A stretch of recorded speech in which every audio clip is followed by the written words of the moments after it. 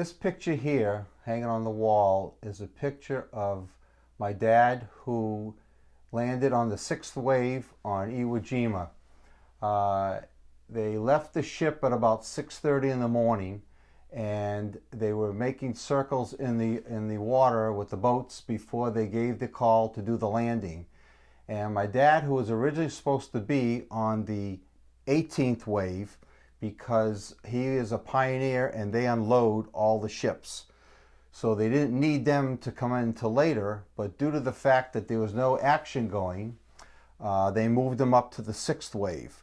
So he came in on the 6th wave, and as soon as they hit the beach, Sergeant Lewis Lowry of the magazine Leatherneck, which is the Marine Corps magazine, happened to take this picture looking down the beach and caught a picture of my father midway up the picture looking at the camera.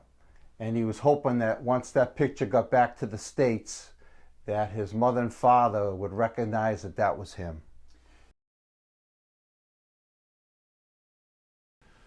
What this map shows here is there were 2 divisions that were going to make the initial landing.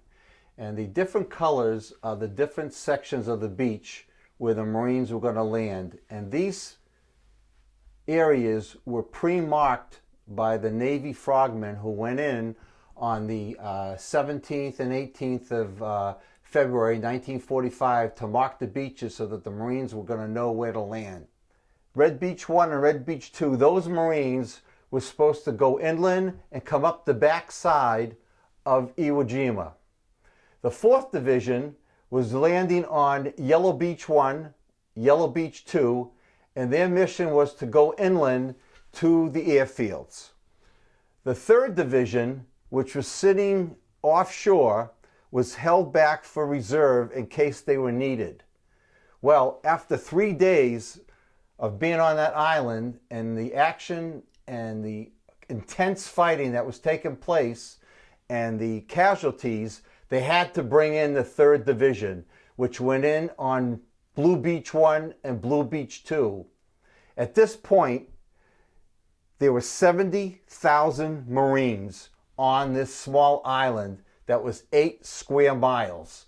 And unbeknownst to them, there were 22,000 Japanese. So here you have an island of 8 square miles with 70,000 Marines and 22,000 Japanese fighting a major battle.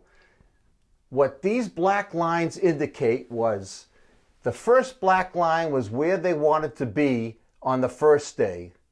The second black line was where they wanted to be on the 3rd day, and the 4th day was at the last black line. Well, what they thought was going to be a 3-4 day operation ended up to be 36 days of hell.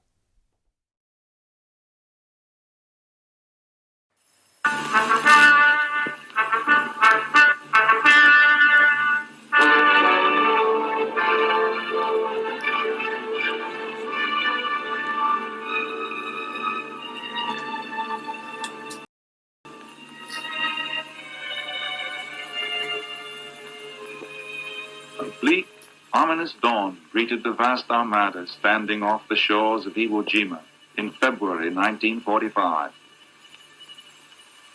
For 2 months, ships and planes of our fleet had constantly pounded this enemy stronghold, preparing it for invasion. Swinging off the transport decks, the 4th and 5th Divisions of the United States Marines headed for the beaches.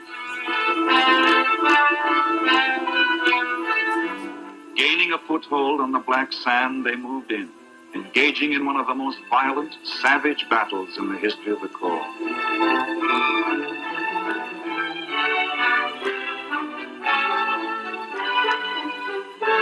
On the 5th day of battle, a small group of men from Combat Team 28 scaled the heights of Mount Suribachi and there planted the Stars and Stripes. Of the men who fought there, Admiral Nimitz said, "Among the Americans who served on Iwo Island, uncommon valor was a common virtue." A single photograph told this story. Born of battle, it fired the imagination of all America, for it expressed the unity, drive, and determination of the people, a symbol of American courage.